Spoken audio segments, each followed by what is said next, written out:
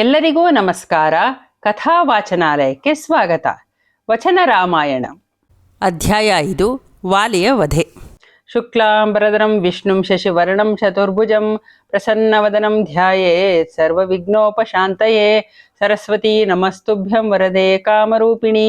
ವಿದ್ಯಾರಂಭಂ ಕರಿಷ್ಯಾಮಿ ಸಿದ್ಧಿರ್ಭವತು ಮೇ ಸದಾ. ಗುರುಬ್ರಹ್ಮ ಗುರುರ್ವಿಷ್ಣುಃ ಗುರುರ್ದೇವೋ ಮಹೇಶ್ವರಃ. ಗುರುಃ ಸಾಕ್ಷಾತ್ ಪರಬ್ರಹ್ಮ ತಸ್ಮೈ ಶ್ರೀ ಗುರವೇ ನಮಃ. ಕೂಜಂತಂ ರಾಮ ರಾಮೇತಿ ಮಧುರಂ ಮಧುರಾಕ್ಷರಂ. ಆರುಹ್ಯ ಕವಿತಾ ಶಾಖಾಂ ವಂದೇ ವಾಲ್ಮೀಕಿ ಕೋಕಿಲಂ. ರಾಮಾಯ ರಾಮಭದ್ರಾಯ ರಾಮಚಂದ್ರಾಯ ವೇದಸೇ. ರಘುನಾಥಾಯ ನಾಥಾಯ ಸೀತಾಯ ಪತಯೇ ನಮಃ. ವಾನರಾಧಿಪನು ನೆಲಕ್ಕೊರಗಿದಾಗ ಚಂದ್ರನಿಲ್ಲದ ಆಕಾಶದಂತೆ ಕಿಷ್ಕಿಂಧೆಯು ಕಳಾಹೀನವಾಯಿತು. ಹಾಗೆ ಬಿದ್ದಿದ್ದರೂ ಆ ಮಹಾತ್ಮನ ಶರೀರದ ಕಾಂತಿಯಾಗಲಿ ತೇಜಸ್ಸಾಗಲಿ ಪ್ರಾಣವಾಗಲಿ ಹೋಗಲಿಲ್ಲ. ಇಂದ್ರನು ಕೊಟ್ಟಿದ್ದ ಸುವರ್ಣ ಸರವನ್ನು ಧರಿಸದಿದ್ದರಿಂದ ಅವೆಲ್ಲವೂ ಉಳಿದಿದ್ದವು.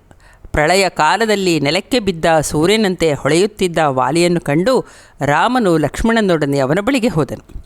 ರಾಮ ಲಕ್ಷ್ಮಣರನ್ನು ಕಂಡ ವಾಲಿಯು ರಾಮನನ್ನು ಕುರಿತು ಧರ್ಮಸಮ್ಮತವಾದರೂ ಬಿರುನುಡಿಗಳನ್ನಾಡಿದನು. ರಾಮ, ನೀನು ಮಹಾರಾಜನ ಮಗ, ಕೀರ್ತಿಶಾಲಿ, ಸುಂದರ, ಕುಲೀನ, ಸತ್ವಸಂಪನ್ನ, ತೇಜಸ್ವಿ, ವ್ರತನಿಷ್ಠ. ಹೀಗೆ ಅಡಗಿ ನಿಂತು ವಧೆ ಮಾಡಿದುದರಿಂದ ನಿನಗಾದ ಲಾಭವಾದರೂ ಏನು? ನಾನು ಯುದ್ಧದಲ್ಲಿ ತೊಡಗಿದ್ದಾಗ ನನ್ನೆದೆಗೆ ಬಾಣದಿಂದ ಹೊಡೆದೆ. ರಾಮನು ಕರುಣಾಳು, ಪ್ರಜೆಗಳ ಹಿತದಲ್ಲೇ ನಿರತನಾದವನು, ಸಹಾನುಭೂತಿಯುಳ್ಳವನು, ಮಹಾ ಉತ್ಸಾಹಶಾಲಿ, ಸಮಯಜ್ಞನು, ದೃಢವ್ರತನು ಎಂದು ಎಲ್ಲರೂ ಹೇಳುತ್ತಾರೆ. ದಮೆ, ಶಮೆ, ಕ್ಷಮೆ, ಧೈರ್ಯ, ಧರ್ಮ, ಸತ್ಯ, ಪರಾಕ್ರಮ, ಯಥಾಪರದಂಡ ಇವುಗಳು ರಾಜನಲ್ಲಿ ಇರಬೇಕಾದ ಗುಣಗಳು. ಈ ಗುಣಗಳು ನಿನ್ನಲ್ಲಿವೆ ಎಂದು ನಂಬಿ ತಾರೆಯು ನನ್ನನ್ನು ತಡೆದರೂ ಸುಗ್ರೀವನೊಡನೆ ಯುದ್ಧಕ್ಕೆ ಬಂದೆ. ಇನ್ನೊಬ್ಬನೊಂದಿಗೆ ಯುದ್ಧ ಮಾಡುವವನೊಡನೆ ಮೈ ಮರೆತವನೊಡನೆ ನೀನು ಯುದ್ಧ ಮಾಡಲಾರೇ ಎಂದೇ ತಿಳಿದಿದ್ದೆ ನಾನು. ಇದಕ್ಕೆ ನಿನ್ನನ್ನು ಪ್ರತ್ಯಕ್ಷವಾಗಿ ನೋಡದೇ ಇದ್ದಿದ್ದೇ ಕಾರಣ ಎನಿಸುತ್ತದೆ. ಆದರೆ ನೀನು ಆತ್ಮವಂಚಕ, ಆಷಾಢಭೂತಿ, ಅಧಾರ್ಮಿಕ, ಪಾಪಿ, ಹುಲ್ಲು ಮುಚ್ಚಿದ ಬಾವಿ, ಗೋಮುಖ ವ್ಯಾಘ್ರ, ಬೂದಿ ಮುಚ್ಚಿದ ಬೆಂಕಿ. ನಾನು ನಿನ್ನನ್ನು ಗುರುತಿಸದೇ ಹೋದೆನಲ್ಲ. ರಾಜ್ಯದಲ್ಲಾಗಲಿ ನಗರದಲ್ಲಾಗಲಿ ನಾನು ನಿನಗೆ ಅನ್ಯಾಯ ಮಾಡಿದವನಲ್ಲ. ನಿನ್ನ ಎಂದೂ ಅವಮಾನಿಸಿದವನೂ ಅಲ್ಲ. ಕಾಡಿನಲ್ಲಿ ಹಣ್ಣು ಗೆಡ್ಡೆ ಗೆಣಸುಗಳನ್ನು ತಿಂದು ಬದುಕುವ ವಾನರನು ನಾನು. ನಿನ್ನೊಡನೆ ಯುದ್ಧ ಮಾಡದ ಬೇರೆಯವರೊಡನೆ ಯುದ್ಧ ಮಾಡುತ್ತಿದ್ದ ನನ್ನ ಮೇಲೆ ಏಕೆ ಶಸ್ತ್ರವನ್ನು ಪ್ರಯೋಗಿಸಿದೆ? ನಿನ್ನ ವೇಷಭೂಷಣಗಳು ನೀನು ಧಾರ್ಮಿಕ ಎಂಬುದನ್ನು ಸೂಚಿಸುತ್ತವೆ. ಇಂತಹ ನೀನು ಈ ರೀತಿ ಕ್ರೌರ್ಯದಿಂದ ವರ್ತಿಸಬಹುದೇ? ನಾವು ಫಲ ಮೂಲಗಳನ್ನು ತಿಂದುಕೊಂಡು ಕಾಡಿನಲ್ಲಿ ವಾಸಿಸುವ ಮೃಗಗಳು. ಇದು ಸ್ವಭಾವ. ಕ್ಷತ್ರಿಯರಿಗೆ ಭೂಮಿ, ಧನ, ಹೆಣ್ಣು ಕಲಹಕ್ಕೆ ಕಾರಣ. ನಿನಗಿಲ್ಲಿ ಯಾವುದರ ಮೇಲೆ ಆಸೆಯುಂಟಾಯಿತು? ನಮ್ಮ ಕಾಡಿನ ಮೇಲೋ, ನಾವು ತಿನ್ನುವ ಹಣ್ಣುಗಳ ಮೇಲೋ? ನಯ ವಿನಯಗಳು, ನಿಗ್ರಹ ಅನುಗ್ರಹಗಳು ರಾಜಧರ್ಮಗಳು. ರಾಜರು ಎಂದಿಗೂ ಸ್ವೇಚ್ಛಾಚಾರಿಗಳಾಗುವಂತಿಲ್ಲ. ನೀನಂತೂ ಸ್ವೈರಚಾರಿ, ಕೋಪಿಷ್ಠ. ನಿನಗೆ ಸ್ಥಿರ ಬುದ್ಧಿ ಇಲ್ಲ. ನಿನಗೆ ಧರ್ಮದಲ್ಲಿ ಪ್ರಬುದ್ಧತೆ ಇಲ್ಲ, ಅರ್ಥದಲ್ಲಿ ವಿವೇಕವಿಲ್ಲ. ಬಿಲ್ಲು ಹಿಡಿ, ಬಾಣ ಹೂಡು ಎಂದಷ್ಟೇ ನಿನಗೆ ಗೊತ್ತಿರುವುದು. ನಿರಪರಾಧಿಯಾದ ನನಗೆ ಬಾಣ ಬಿಟ್ಟಿರುವ ನೀನು ಸಜ್ಜನರಿಗೆ ಏನು ಉತ್ತರ ಕೊಡುವೆ? ಇಂತಹ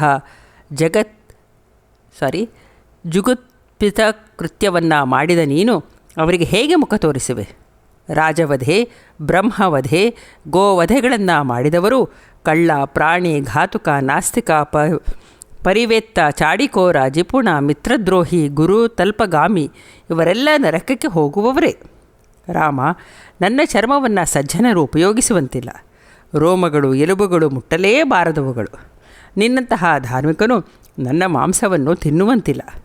ತಾರೆಗೆ ಇದೆಲ್ಲ ತಿಳಿದಿತ್ತು. ಅವಳ ಮಾತನ್ನು ನಾನು ಕೇಳಬೇಕಾಗಿತ್ತು. ಅವಳ ಮಾತನ್ನು ಧಿಕ್ಕರಿಸಿ ನಾನು ಹಾಳಾದೆ. ನೀನು ನಾಥನಾದರೂ ಭೂಮಿಯು ಸನಾಥವಾಗಲಿಲ್ಲ.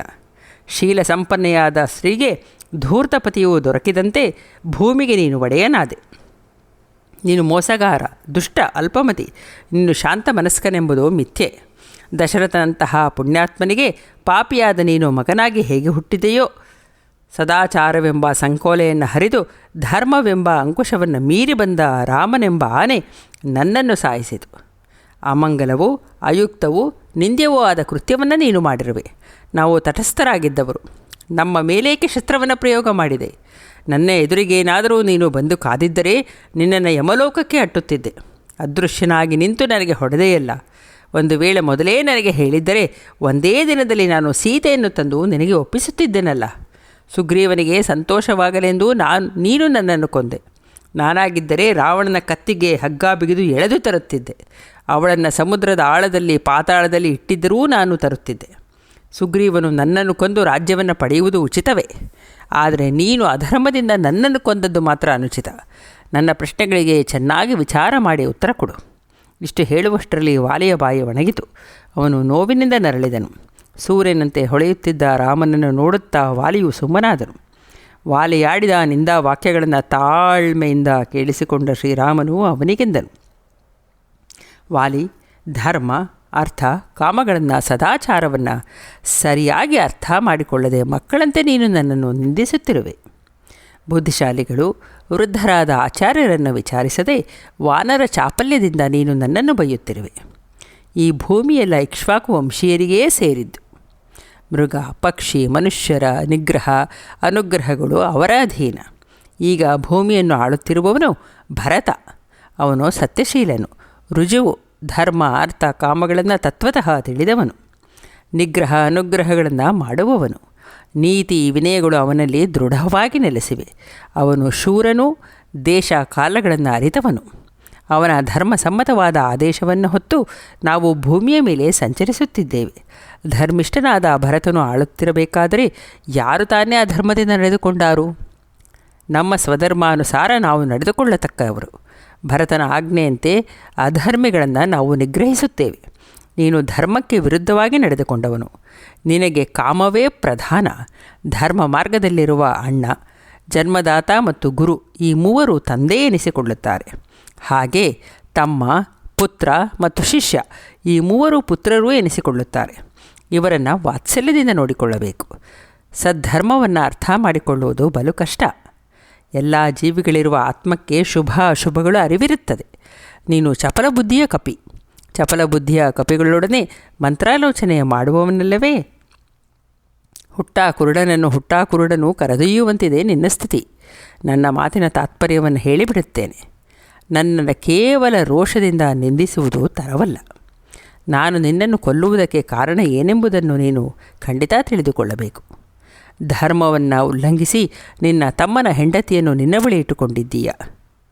ತಮ್ಮನು ಬದುಕಿರುವಾಗಲೇ ಅವನ ಹೆಂಡತಿ ರುಮೆಯೊಡನೆ ನೀನು ರಮಿಸುತ್ತಿದ್ದೀಯ.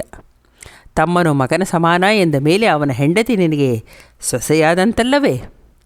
ಧರ್ಮವನ್ನು ಧಿಕ್ಕರಿಸಿ ತಮ್ಮನ ಹೆಂಡತಿಯೊಡನೆ ವ್ಯಭಿಚಾರ ಮಾಡುವುದು ನಿನಗೆ ತಪ್ಪಲ್ಲವೇ? ಆದುದರಿಂದಲೇ ನಿನಗೆ ಈ ದಂಡವನ್ನು ವಿಧಿಸಿದ್ದು. ಕಪಿರಾಜನೇ, ಧರ್ಮಕ್ಕೆ ವಿರುದ್ಧವಾಗಿ ನಡೆದುಕೊಳ್ಳುವವನಿಗೆ ದಂಡ ವಿಧಿಸುವುದು ನ್ಯಾಯವಾಗುತ್ತದೆ. ನಿನ್ನ ಇಂತಹ ಪಾಪವನ್ನು ನಾನು ಖಂಡಿತ ಸಹಿಸಲಾರೆ. ಮಗಳು, ಸೋದರಿ, ತಮ್ಮನ ಹೆಂಡತಿ ಇವರೊಡನೆ ಕಾಮಕೇಳಿ ಮಾಡುವವನಿಗೆ ಮರಣದಂಡನೆಯನ್ನು ವಿಧಿಸಬೇಕು ಎಂದು ಶಾಸ್ತ್ರ ಹೇಳುತ್ತದೆ. ನಿನ್ನಂತಹ ಮರ್ಯಾದೆ ಮೀರಿದವರನ್ನ ದಂಡಿಸುವುದು ಭರತನ ಅಜ್ಞಾನುವರ್ತಿಗಳಾದ ನಮ್ಮ ಕರ್ತವ್ಯ.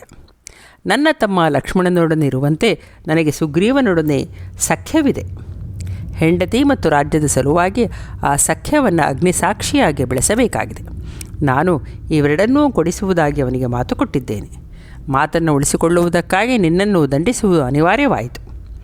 ನಿನ್ನ ದಂಡನೆ ಧರ್ಮಸಮ್ಮತವಾಗಿದೆ. ನೀನು ಧರ್ಮಿಷ್ಠನಾಗಿದ್ದರೆ ನಾನು ಮಾಡಿದ ಕೆಲಸವನ್ನೇ ನೀನೂ ಮಾಡುತ್ತಿದ್ದೆ. ಚಾರಿತ್ರ್ಯವನ್ನು ಉಳಿಸಿಕೊಳ್ಳುವ ವಿಷಯದಲ್ಲಿ ಮನುವು 2 ಶ್ಲೋಕಗಳನ್ನು ಹೇಳಿದ್ದಾನೆ. ಪ್ರಜೆಗಳು ಪಾಪಗಳನ್ನು ಎಸಗಿದರೂ ರಾಜನು ಅವರನ್ನು ದಂಡಿಸಿದರೆ ಅವರು ಆ ಪಾಪಗಳಿಂದ ಮುಕ್ತರಾಗುತ್ತಾರೆ. ಅಷ್ಟೇ ಅಲ್ಲ, ಸತ್ತ ಮೇಲೆ ಪುಣ್ಯಶಾಲಿಗಳಂತೆ ಸ್ವರ್ಗಕ್ಕೂ ಹೋಗುತ್ತಾರೆ. ಕಳ್ಳನನ್ನು ರಾಜ ದಂಡಿಸದೆ ಬಿಟ್ಟರೂ ಅವನು ಆ ಪಾಪದಿಂದ ಹೇಗೋ ಪಾರಾಗಬಹುದು. ಆದರೆ ದಂಡಿಸದ ರಾಜನನ್ನು ಮಾತ್ರ ಪಾಪ ಸುತ್ತಿಕೊಳ್ಳುತ್ತದೆ. ಪೂರ್ವದಲ್ಲಿ ಒಬ್ಬ ಶ್ರಮಣನು ನಿನ್ನಂತೆ ಒಂದು ಪಾಪಕೃತ್ಯವನ್ನು ಮಾಡಿದನು. ಆಗ ನಮ್ಮ ವಂಶದ ಗೌರವಾನ್ವಿತನಾದ ಮಾಂಧಾತನು ಅವನಿಗೆ ಕಠಿಣ ಶಿಕ್ಷೆಯನ್ನು ವಿಧಿಸಿದನು. ಅನೇಕ ಅರಸರು ಪ್ರಮಾದದಿಂದ ಪಾಪಗಳನ್ನು ಮಾಡಿದ್ದಾರೆ. ಆದರೆ ಅವುಗಳಿಗೆ ಪ್ರಾಯಶ್ಚಿತ್ತಗಳನ್ನು ಮಾಡಿಕೊಂಡು ಶುದ್ಧರಾಗಿದ್ದಾರೆ. ವಾಲಿ, ಖಂಡಿತ ದುಃಖಿಸಬೇಡ. ನಿನಗೆ ಕೊಟ್ಟ ಶಿಕ್ಷೆ ಧರ್ಮಸಮ್ಮತವಾಗಿದೆ. ಈ ವಿಷಯದಲ್ಲಿ ನಾವು ಸ್ವತಂತ್ರರಲ್ಲ. ಇಲ್ಲಿ ಇನ್ನೊಂದು ಕಾರಣವೂ ಇದೆ. ಅದನ್ನು ಕೇಳಿ ನೀನು ಸಿಟ್ಟಾಗಲಾರೆ. ನನಗೆ ನಿನ್ನ ಮೇಲೆ ಯಾವುದೇ ದ್ವೇಷವಿಲ್ಲ. ನಿನ್ನೊಡನೆ ಜಗಳವೂ ಇಲ್ಲ. ಮನುಷ್ಯರನ್ನು ಮೃಗಗಳನ್ನು ಬೇಟೆಯಾಡಲು ಅನೇಕ ಮಾರ್ಗಗಳನ್ನು ಮನುಷ್ಯ ಕಂಡುಕೊಂಡಿದ್ದಾನೆ. ಅದರಲ್ಲಿ ಅಧರ್ಮ ಎನ್ನುವುದು ಖಂಡಿತ ಇಲ್ಲ. ಬಲೆ ಬೀಸುವುದು, ಅಡಗೆ ಕುಳಿತು ಹೊಡೆಯುವುದು, ಕಾಣುವಂತೆ ನಿಂತು ಹೊಡೆಯುವುದು, ಓಡುವಾಗ ಹಿಡಿಯುವುದು, ವಿಶ್ವಾಸದಿಂದ ನಿಂತಾಗ ಕೊಲ್ಲುವುದು ಇತ್ಯಾದಿ ಉಪಾಯಗಳನ್ನು ಅನುಸರಿಸುತ್ತಾರೆ. ಮೃಗೆಯಲ್ಲಿ ಇದು ಯಾವುದೂ ತಪ್ಪಲ್ಲ. ಬೇಟೆಯ ವಿಧಾನವನ್ನೇ ಅನುಸರಿಸಿ ನಾನು ನಿನ್ನನ್ನು ಘಾತಿಸಿದ್ದೇನೆ. ಎಷ್ಟಾದರೂ ನೀನು ಶಾಖಾಮೃಗವಲ್ಲವೇ? ರಾಜರು ಪ್ರಜೆಗಳಿಗೆ ಕಲ್ಯಾಣವನ್ನುಂಟು ಮಾಡುವವರು. ಅವರಿಗೆ ಹಿಂಸೆ ಕೊಡುವುದಾಗಲಿ, ರೋಷದಿಂದ ಅವರನ್ನು ಆಕ್ಷೇಪಿಸುವುದಾಗಲಿ, ಅವರನ್ನು ಬೈಯುವುದಾಗಲಿ ಮಾಡಬಾರದು. ಏಕೆಂದರೆ ದೇವತೆಗಳೇ ಮನುಷ್ಯ ರೂಪದಲ್ಲಿ ರಾಜರಾಗಿರುತ್ತಾರೆ. ನಾನು ನನ್ನ ಪೂರ್ವಜರ ಸಂಪ್ರದಾಯವನ್ನು ಪಾಲಿಸುವವನು. ನನ್ನನ್ನು ನೀನು ದೂಷಿಸಬಹುದೇ? ರಾಮನ ಮಾತುಗಳನ್ನು ಕೇಳಿ ವಾಲಿಗೆ ಪಶ್ಚಾತ್ತಾಪವಾಯಿತು. ಅವನಿಗೆ ರಾಮನಲ್ಲಿ ಯಾವುದೇ ದೋಷವೂ ಕಾಣಿಸಲಿಲ್ಲ. ಆಗ ಅವನು ಕೈ ಮುಗಿದುಕೊಂಡು ಹೇಳಿದನು, ನರೋತ್ತಮನಾದ ರಾಮನೇ, ನೀನು ಹೇಳಿದ್ದು ಸರಿಯಾಗಿದೆ. ಅಧಮನು ಉತ್ತಮನಿಗೆ ಉತ್ತರ ಕೊಡುವುದು ಸರಿಯಲ್ಲ. ನಾನು ಅಜ್ಞಾನದಿಂದ ಏನೇನೋ ಬಡಬಡಿಸಿದೆ. ಅದನ್ನೆಲ್ಲ ನೀನು ಮನಸ್ಸಿಗೆ ಹಚ್ಚಿಕೊಳ್ಳಬೇಡ. ನೀನು ನನ್ನ ಎಲ್ಲ ವಿಷಯಗಳನ್ನು ಯಥಾರ್ಥ ತಿಳಿದವನು. ಕಾರ್ಯಕಾರಣ ಸಿದ್ಧಿಯಲ್ಲಿ ನಿನ್ನ ಬುದ್ಧಿ ನಿರ್ಮಲವಾಗಿದೆ. ನಾನು ಧರ್ಮವನ್ನು ಬಿಟ್ಟು ನಡೆದವನು. ಅಧರ್ಮಿಷ್ಠರಲ್ಲಿ ಅಗ್ರೇಸರನು. ಧರ್ಮಸಮ್ಮತವಾದ ಮಾತಿನಿಂದ ನನ್ನನ್ನು ಕಾಪಾಡು. ನಾನು ನನ್ನ ಬಗೆಗಾಗಲಿ ತಾರೆಯ ಬಗೆಗಾಗಲಿ ಖಂಡಿತ ಚಿಂತಿಸುತ್ತಿಲ್ಲ. ಗುಣವಂತನಾದ ನನ್ನ ಮಗ ಅಂಗದನ ಬಗ್ಗೆ ನನಗೆ ಚಿಂತೆಯಾಗಿದೆ. ನಾನು ಬಾಲ್ಯದಿಂದಲೂ ಅವನನ್ನು ಚೆನ್ನಾಗಿ ಲಾಲಿಸಿದ್ದೇನೆ, ಪಾಲಿಸಿದ್ದೇನೆ. ಇನ್ನು ನಾನಿಲ್ಲದಿರುವಾಗ ನೀರನ್ನು ಬಳಸಿ ಬರಿದಾಗುವ ಕೊಳದಂತೆ ಅವನು ಕೃಶನಾಗುತ್ತಾನೆ. ಅವನೊಬ್ಬನೇ ಮಗ ನನಗೆ. ಇನ್ನು ಚಿಕ್ಕವನು, ಬುದ್ಧಿ ಬೆಳೆದಿಲ್ಲ. ನಾನವನನ್ನು ತಾರೆಯಲ್ಲಿ ಪಡೆದಿದ್ದೇನೆ. ನೀನು ಮಹಾಬಲನಲ್ಲವೇ? ಅವನನ್ನೇ ನೀನೇ ಖಂಡಿತ ನೋಡಿಕೊಳ್ಳಬೇಕು. ಸುಗ್ರೀವನಲ್ಲೂ ಅಂಗದನಲ್ಲೂ ನೀನು ಪ್ರೀತಿಭಾವವನ್ನು ತೋರಿಸಬೇಕು. ದಂಡಿಸುವ ಪಾಲಿಸುವ ಅಧಿಕಾರ ನಿನಗಿದೆ. ಮಾಡಬೇಕಾದದ್ದನ್ನು ಮಾಡಬಾರದದ್ದನ್ನು ನಿರ್ಣಯಿಸುವವನು ನೀನು. ನೀನು ಹೇಗೆ ಲಕ್ಷ್ಮಣನನ್ನು ನೋಡುತ್ತೀಯೋ ಅದೇ ದೃಷ್ಟಿ ಸುಗ್ರೀವ ಅಂಗದರ ಮೇಲೂ ಇರಲಿ. ನನ್ನ ತಪ್ಪಿಗಾಗಿ ಸುಗ್ರೀವನು ಬಡಪಾಯಿ ತಾರೆಯ ಮೇಲೆ ಸೇಡು ತೀರಿಸಿಕೊಳ್ಳದಂತೆ ನೋಡಿಕೊಳ್ಳಬೇಕು. ರಾಮ, ಸುಗ್ರೀವನು ನಿನಗೆ ವಿಧೇಯನಾಗಿ ನಡೆದುಕೊಂಡರೆ ಮಾತ್ರ ರಾಜ್ಯವಾಳಲು ಅರ್ಹನು ಮತ್ತು ಸಮರ್ಥನು. ನೀನು ಅಧೀನದಲ್ಲಿದ್ದರೆ, ನಿನ್ನಿಷ್ಟವನ್ನು ಅನುಸರಿಸಿದರೆ ರಾಜ್ಯವನ್ನೂ ಆಳಬಹುದು, ಸ್ವರ್ಗವನ್ನೂ ಸಂಪಾದಿಸಬಹುದು. ಬಹುಶಃ ನಿನ್ನ ಕೈಯಿಂದ ಸಾಯುವ ಆಕಾಂಕ್ಷೆ ಇದ್ದಿದ್ದರಿಂದಲೋ ಏನೋ ನಾನು ತಾರೆಯ ಮಾತನ್ನು ಧಿಕ್ಕರಿಸಿ ಸುಗ್ರೀವನೊಡನೆ ದ್ವಂದ್ವ ಯುದ್ಧಕ್ಕೆ ಬಂದಿರಬೇಕು. ಹೀಗೆಂದು ವಾಲಿಯು ರಾಮನಿಗೆ ನಮಸ್ಕರಿಸಿ ಸುಮ್ಮನಾದನು. ಆಗ ರಾಮನೆಂದನು, ವಾನರಶ್ರೇಷ್ಠ, ಸಂತಾಪಗೊಳ್ಳಬೇಡ. ನನ್ನ ಬಗ್ಗೆಗಾಗಲಿ ನಿನ್ನ ಬಗ್ಗೆಗಾಗಲಿ ಚಿಂತಿಸಬೇಡ. ನಿನಗಿಂತ ಹೆಚ್ಚಾದ ಧರ್ಮಜ್ಞಾನ ನನಗುಂಟು. ದಂಡಕ್ಕೆ ಯೋಗ್ಯನಾದವನನ್ನು ದಂಡಿಸುವುದರಿಂದ ದಂಡ್ಯನೂ ದಂಡ ವಿಧಿಸುವವನು ದೋಷಭಾಗ್ಯಗಳಾಗುವುದಿಲ್ಲ. ನೀನೀಗ ದಂಡಿತನಾಗಿರುವುದರಿಂದ ನಿನ್ನ ಪಾಪಗಳೆಲ್ಲವೂ ಪರಿಹಾರವಾಗಿದೆ. ನೀನು ನಿನ್ನ ಸಹಜ ಸ್ವಭಾವವನ್ನು ಪಡೆದುಕೊಂಡಿರುವೆ. ಆದುದರಿಂದ ದುಃಖವನ್ನು, ಮೋಹವನ್ನು, ಭಯವನ್ನು ತ್ಯಜಿಸು. ನೀನು ನಿನ್ನ ವಿಧಿಯನ್ನು ಮೀರಲಾರೆ. ಅಂಗದನು ನಿನ್ನಲ್ಲಿ ಹೇಗೆ ವರ್ತಿಸುತ್ತಿದ್ದನೋ ಹಾಗೇ ಸುಗ್ರೀವನಲ್ಲಿ ನನ್ನಲ್ಲೂ ವರ್ತಿಸುತ್ತಾನೆ. ರಾಮನ ಮೃದು ಮಧುರ ವಾಕ್ಯಗಳಿಂದ ವಾಲಿಗೆ ನೆಮ್ಮದಿಯಾಯಿತು. ಅವನು ರಾಮನಿಗೆಂದನು, ಪ್ರಭುವೆ, ನಿನ್ನ ಬಾಣದ ಹೊಡೆತಕ್ಕೆ ಸಿಕ್ಕಿ ನೋವಿನಿಂದ ತಲೆಕೆಟ್ಟು ನಿನ್ನನ್ನು ನಿಂದಿಸಿದೆನು. ಅದು ನನ್ನ ಅಜ್ಞಾನ. ನೀನು ಇಂದ್ರನಿಗೆ ಸಮಾನನು, ಮಹಾಪರಾಕ್ರಮಿ. ನನ್ನನ್ನು ಕ್ಷಮಿಸು. ರಾಮನ ಯುಕ್ತಿಯುಕ್ತವಾದ ಮಾತುಗಳಿಗೆ ಪ್ರತಿವಾದ ಮಾಡಲಾಗದೆ ವಾಲಿಯು ಸುಮ್ಮನಾದನು. ಬಾಣದೇಟಿನಿಂದ ಸಾಯುವ ಸ್ಥಿತಿಗೆ ತಲುಪಿ ಅವನು ಪ್ರಜ್ಞೆ ಕಳೆದುಕೊಂಡನು. ರಾಮನ ಬಾಣಕ್ಕೆ ಬಲಿಯಾಗಿ ಬಿದ್ದ ವಾಲಿಯ ಸುದ್ದಿ ತಾರೆಗೆ ಸಿಕ್ಕಿತು. ಆ ಅಪ್ರಿಯ ವಾರ್ತೆಯನ್ನು, ಆಘಾತವನ್ನು ತಡೆದುಕೊಳ್ಳಲಾರದವಳು ಪ್ರಜ್ಞೆ ತಪ್ಪಿ ಬಿದ್ದಳು. ಅಲ್ಲಿದ್ದ ಅಂಗದನೂ ದಿಗ್ಭ್ರಾಂತನಾದನು. ಅಷ್ಟರಲ್ಲಿ ಬಿಲ್ಲು ಹಿಡಿದು ನಿಂತಿದ್ದ ರಾಮನನ್ನು ನೋಡಿ ಹೆದರಿದ ಅಂಗದನ ಪರಿವಾರದ ಕೆಲವರು ವಾನರರು ಅಲ್ಲಿ ಓಡಿ ಬಂದರು. ಆಗ ಎಚ್ಚೆತ್ತ ತಾರೆಯು ಅವರನ್ನು ಕಂಡು ಹೇಳಿದಳು, ಆ ರಾಜಸಿಂಹನಾದ ವಾಲಿಯ ಮುಂದೆ ನಡೆಯುವ ವೀರರು ನೀವು. ಅವನನ್ನು ಬಿಟ್ಟು ಇಲ್ಲೇಕೆ ಓಡಿ ಬಂದಿರಿ? ರಾಜ್ಯಕ್ಕಾಗಿ ತಮ್ಮನು ಅಣ್ಣನನ್ನು ಕೊಲ್ಲಿಸಿದ್ದರೆ ರಾಮನೇ ಆ ಕಾರ್ಯವನ್ನು ಮಾಡಿರಬಹುದು. ಆಗ ವಾನರನೆಂದನು, ಅಮ್ಮ, ನಿನ್ನ ಮಗನು ಇನ್ನೂ ಬದುಕಿದ್ದಾನೆ. ನೀನು ಅವನನ್ನು ಕರೆದುಕೊಂಡು ಇಲ್ಲಿಂದ ಓಡಿ ಹೋಗಿ ಅವನನ್ನು ಉಳಿಸಿಕೊ. ರಾಮನ ರೂಪದಲ್ಲಿ ಬಂದ ಯಮನು ವಾಲಿಯನ್ನು ಕೊಂಡೊಯ್ಯುತ್ತಿದ್ದಾನೆ. ರಾಮನು ವಜ್ರಕ್ಕೆಣೆಯಾದ ಕಣೆಗಳಿಂದ ವಾಲಿಯನ್ನು ಉರುಳಿಸಿದ್ದಾನೆ. ಇಂದ್ರನಿಗೆ ಸಮಾನನಾದ ಕಪಿರಾಜನು ಪೆಟ್ಟು ತಿಂದು ಬಿದ್ದಿದ್ದನ್ನು ನೋಡಿ ಸೈನಿಕರೆಲ್ಲ ಹೆದರಿ ಓಡಿ ಹೋಗಿದ್ದಾರೆ. ನೀನು ಹೋಗಿ ರಾಜ್ಯದ ಬಾಗಿಲನ್ನು ಭದ್ರಪಡಿಸಿ ಅಂಗದನಿಗೆ ಪಟ್ಟಾಕಟ್ಟು. ರಾಜನಾದ ಅಂಗದನನ್ನು ಗೌರವಿಸಿ ವಾನರರೆಲ್ಲರೂ ಅವನ ಸೇವೆಗೆ ನಿಲ್ಲುತ್ತಾರೆ. ಅಥವಾ ನೀವು ಈ ಕಿಷ್ಕಿಂಧೆಯಲ್ಲಿರುವುದು ಕ್ಷೇಮವಲ್ಲ. ಸುಗ್ರೀವನ ಸೇನೆಯು ಬಂದು ಅದನ್ನು ಆಕ್ರಮಿಸುವ ಸಂಭವವಿದೆ. ಆ ಸೈನಿಕರೆಲ್ಲ ಹಿಂದೆ ನಮ್ಮಿಂದ ವಂಚಿತರಾದವರು. ಆದುದರಿಂದಲೇ ನಮಗೆ ತುಂಬ ಭಯ. ತಾರೆಯು ಗೋಳಾಡುತ್ತಾ ವಾಲಿಯು ಬಿದ್ದಿದ್ದ ಸ್ಥಳಕ್ಕೆ ಓಡಿ ಹೋದಳು. ಅಲ್ಲಿ ರಾಕ್ಷಸ ಸಂಹಾರಕನಾದ ವಾಲಿಯು ನೆಲದ ಮೇಲೆ ಬಿದ್ದಿರುವುದನ್ನು ಕಂಡಳು. ಅಲ್ಲೇ ಪಕ್ಕದಲ್ಲಿ ಬಿಲ್ಲನ್ನು ನೆಲಕ್ಕೂರಿ ನಿಂತಿದ್ದ ರಾಮನನ್ನು, ಲಕ್ಷ್ಮಣನನ್ನು, ಸುಗ್ರೀವನನ್ನು ನೋಡಿದಳು. ವಾಲಿಯನ್ನು ನೋಡಿದವಳೇ ತಾರೆಯು ಪ್ರಜ್ಞೆ ಕಳೆದುಕೊಂಡಳು. ಎಚ್ಚರವಾಗಲು ಹಾ ಆರ್ಯಪುತ್ರ ಎಂದು ಕೂಗಿದಳು. ಹಾಗೆ ಗೋಳಾಡುತ್ತಿದ್ದ ತಾರೆಯನ್ನು ಮತ್ತು ಅಂಗದನನ್ನು ನೋಡಿ ಸುಗ್ರೀವನಿಗೆ ವಿಷಾದವಾಯಿತು. ಜೈ ಶ್ರೀರಾಮ್. ಮಂಗಳಂ ಜಯ ಮಂಗಳಂ ಶುಭ ಮಂಗಳಂ ಶ್ರೀರಾಮಗೆ, ಭಾನುಕುಲದಲ್ಲಿ ಜನಿಸಿದವಗೆ ಭಕ್ತ ಜನ ಪರಿಪಾಲಗೆ, ಲೀಲೆಯಿಂದಲಿ ವಾಲಿ ನಿಗ್ರಹ ಮಾಡಿದ ಭೂಪಾಲಗೆ.